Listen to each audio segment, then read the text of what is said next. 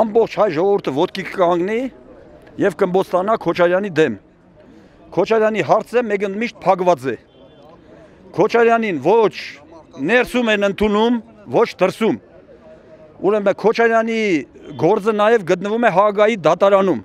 Եթե նա մի քանի քայլ առաջ գցեց, գործը կբարձրացնեն եւ կկանչեն միջազգային դատարան, որպես պատերազմի հանցագործ, որպես նաեւ պետական Հայաստանում պետական հեղաշրջում կատարածի կգցեն Միլոշևիչի օրը։ Ինքը Միլոշևիչից շատ մեծ չի, Միլոշևիչը 1000 գլուխ Իրանից բարձր մարդ էր։ Եվ ուրիշ այդ բաները Կադաֆիի օրը կգցեն, Սադամ Հուսեյնի օրը կգցեն։ Ինքը լավ իշխանություններին դեմ։ Իրա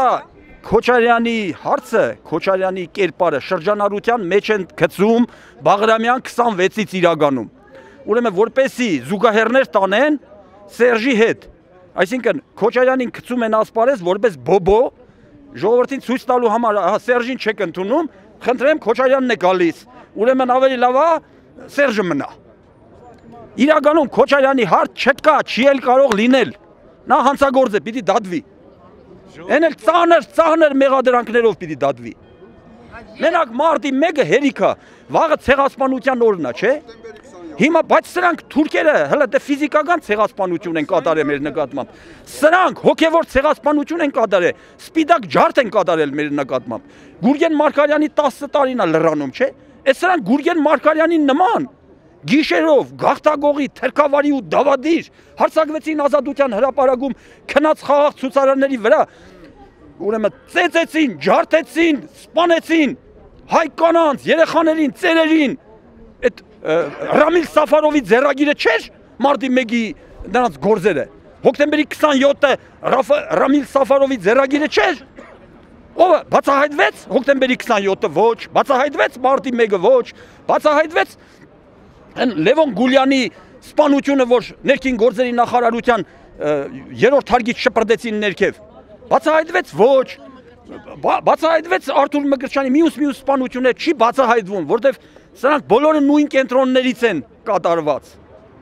եւ նույն ձեռագրերն ունեն։ Ծառուկյանի խնամի լինել ինչ որ կեր մեղմացուցիչ հանգամանք չի լինի, որ համագործակցում խնամի լինելը քաղաքականության մեջ բոլորովին կատեգորիա չէ։ Քաղաքականության մեջ եղբայրը եղբոր դեմ է դուրս գալիս, հերը տղի դեմ է դուրս գալիս։ Գուցե հակառակը իրար հետ ընդդիմադիր դաշտում հանդես գան։ Հիմա ամեն ինչ հնարավոր է, բոլորը խորամանկում են, բոլորը ունեն գաղտնի քայլեր, բայց բոլոր գաղտնի քայլերը ուղղված են Չարիքի իշխանությունը որ առաջ տապալելուն։ Հակառակորդի ճամբարում սարսափելի խուճապ է, իրար անցում է։ Հələ տեսեք առնետները իդեպ շուտ են զգում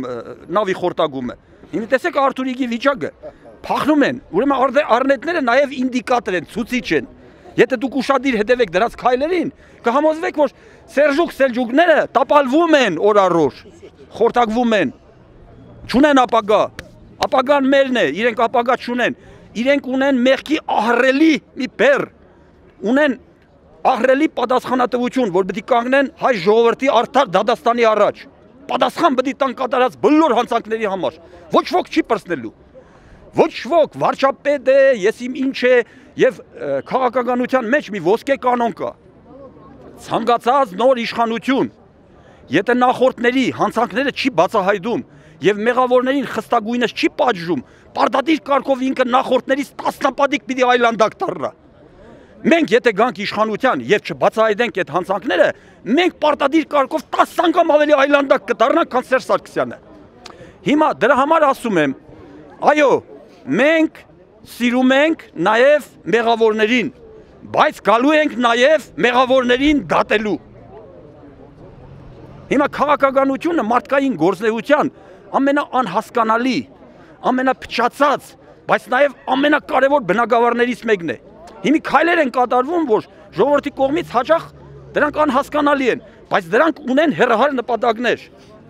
Ստալինը Չերչիլի հետ բարեկամացավ, ոխերիմ թշնամիներ էին, բայց մի կտրվածքով բարեկամացավ, նորից դառան թշնամիներ, բայց խնդիրը լուծեցին այդ կարճ բարեկամության հետևանքով։ Հիմա նույն բանն է կատարվում։ Բոլոր մեղավորները պիտի դատվեն եւ պատասխան տան։ Եթե չդատվեցին, նորերը 10 անգամ ավելի այլանդակ կլինեն, քան թե սրանք։